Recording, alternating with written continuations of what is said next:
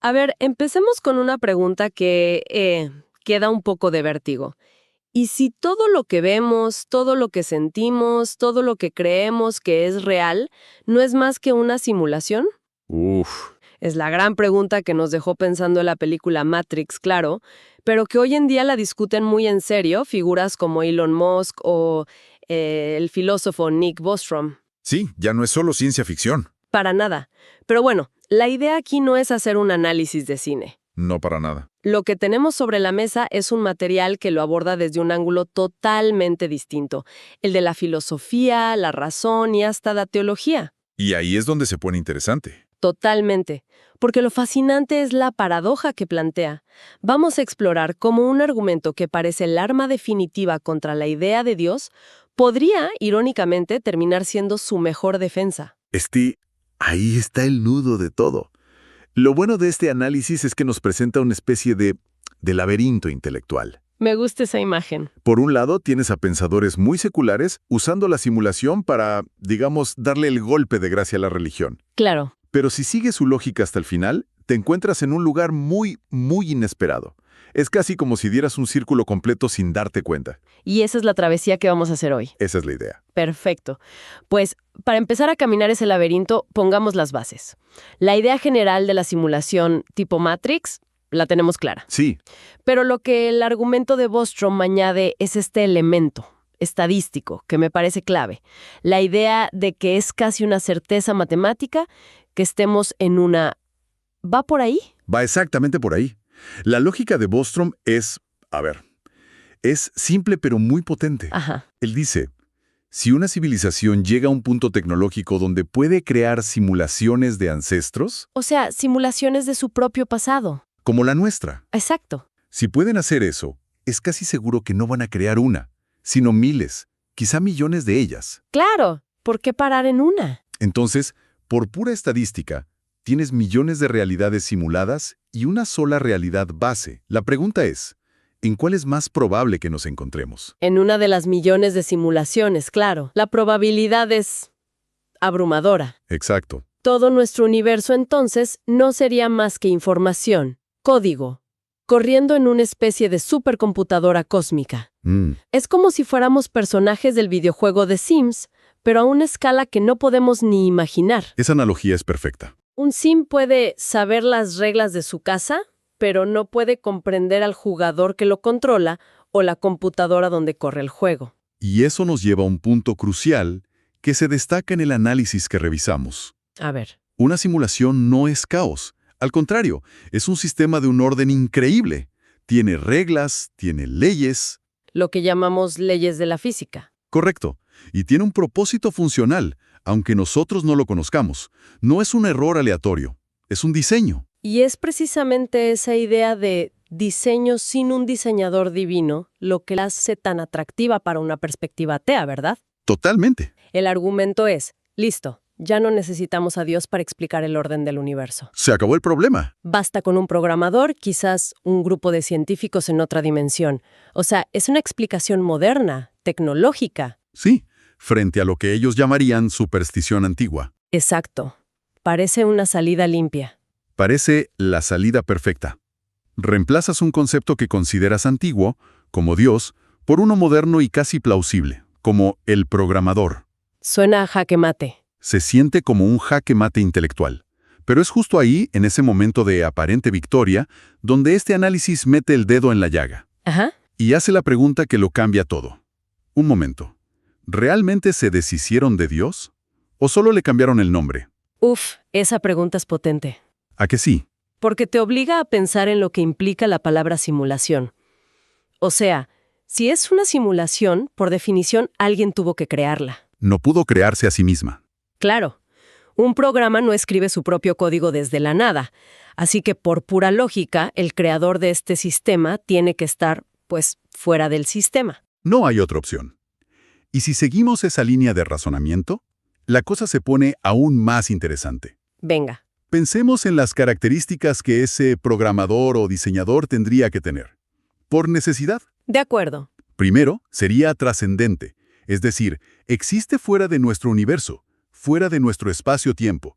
no está sujeto a nuestras reglas. Claro, como el jugador de The Sims no está dentro de la casa que construyó en la pantalla. Exactamente. Segundo, para nosotros, sería no material. ¿Cómo que no material? Y es importante aclarar esto. No significa que sea un fantasma. Significa que su existencia no depende de la materia, energía y las leyes de nuestro universo. Ah, entiendo. En su realidad base, podría tener una física completamente diferente, pero desde nuestra perspectiva es, en efecto, inmaterial. Vale, tiene sentido. ¿Qué más? Tercero, tendría un poder causal absoluto sobre nuestra realidad. Absoluto. Podría pausarla, rebobinarla, cambiar las leyes físicas con una actualización de software o simplemente apagarla. Vaya. Y cuarto, tendría un conocimiento total de todo lo que ocurre dentro del sistema.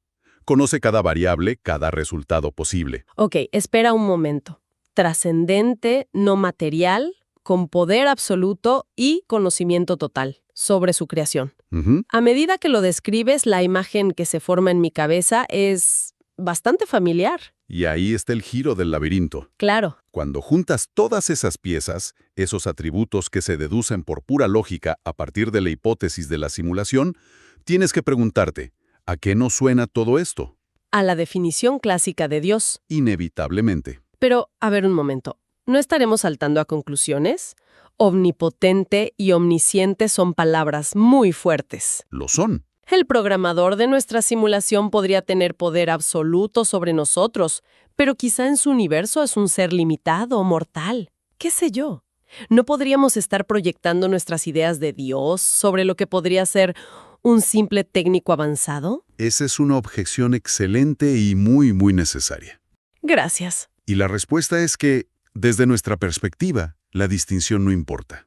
¿Cómo que no importa? Para el sim en el videojuego, el adolescente que lo controla es, a todos los efectos prácticos, omnipotente y omnisciente. Bueno, sí, visto así. Puede borrar su casa, darle una fortuna o eliminarlo con un clic. El sim no tiene forma de saber si su creador es un ser supremo o un chico aburrido en su cuarto. ¿Cierto? Para los seres dentro de la simulación, el creador posee un poder y un conocimiento que, en relación a ellos, son absolutos. La trascendencia es la clave. De ese papel. Exacto. Y cuando lo pones así, recuerdo que en el material que revisamos había una especie de tabla comparativa que lo hacía todo muy visual. Sí, es un ejercicio de comparación directa que resulta muy revelador. Por un lado, la simulación habla de un programador. Y la teología, de un creador. La simulación se basa en código. La teología, y aquí viene lo más sorprendente, habla del logos. Ahí quería llegar. El concepto del logos siempre me ha parecido algo abstracto, pero en este contexto cobra un nuevo significado. Se traduce como palabra o razón, ¿no? Sí, es el principio ordenador del universo, la razón divina. Y aquí es donde la conexión se vuelve casi escalofriante.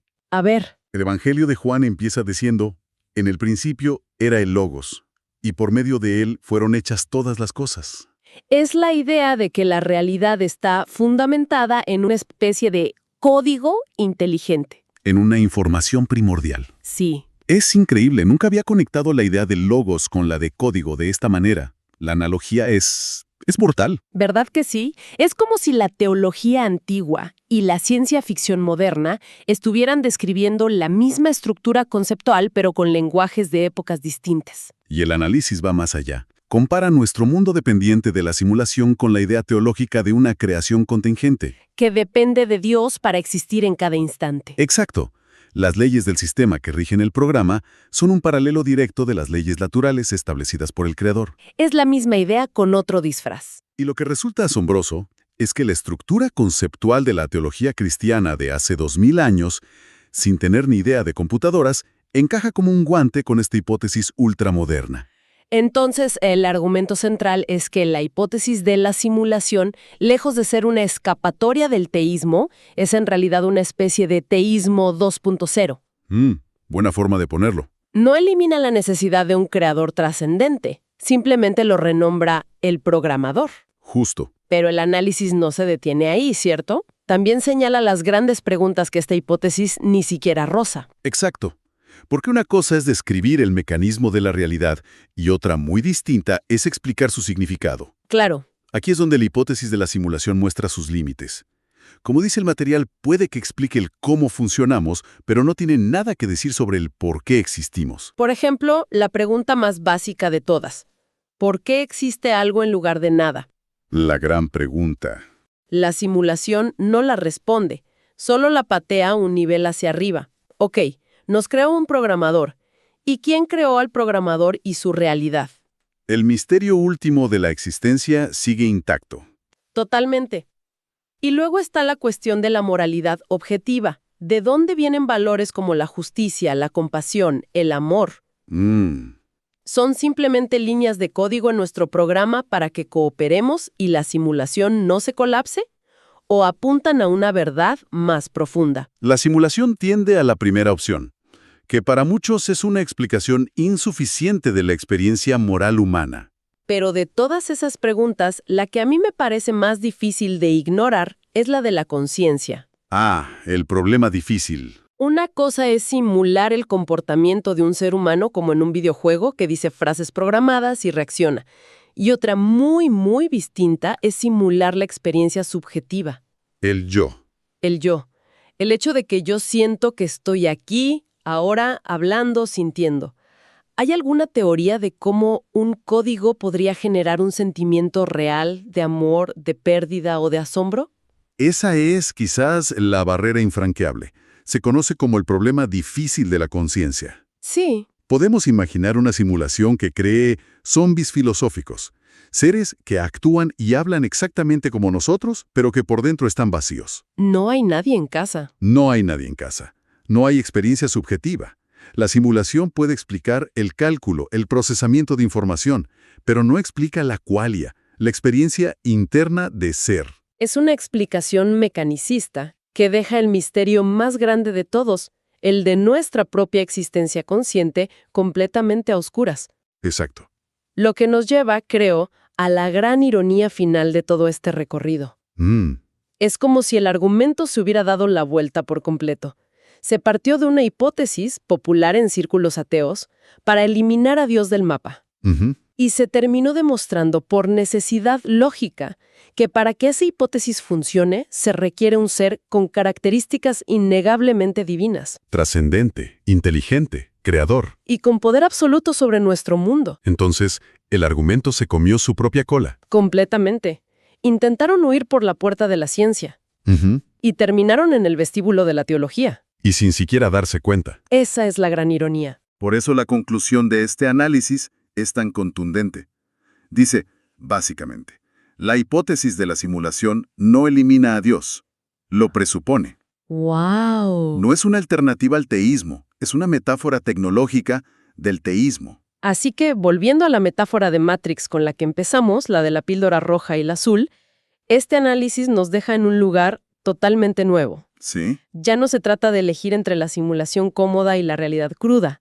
La pregunta, parece, es otra. Es otra y es mucho más profunda.